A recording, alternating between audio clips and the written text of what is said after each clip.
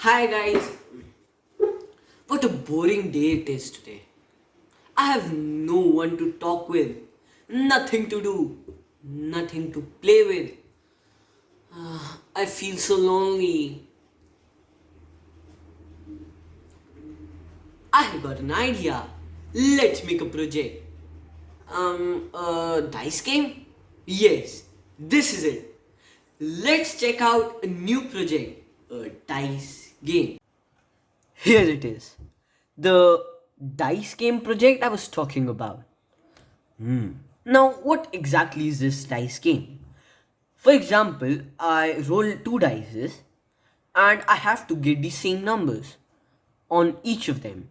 For example, in the first dice, I get the number 2, and in the second one also, I get the number 2.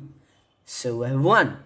Although, if there are different numbers, like in the first one, there's again 2, but in the second one this time, we've got 5. That's a defeat. So let's check out what I've made. So I've downloaded the library random and imported it to my program. Then I made a variable and told it that it was an input so that it would ask whatever is in the bracket. So I asked the players do they want to play this game, and if the answer is yes, so it will start the game. Now I've named the first dice as dice 1 over here, and the second dice is dice 2, and I've added the package of random.randit. Now, what does randit mean?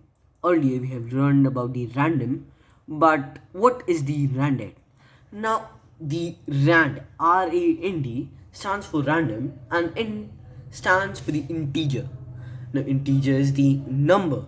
Because a dice contains numbers, we have to import the package known as random.random, and we only need the integers from 1 to 6, the numbers that a dice has.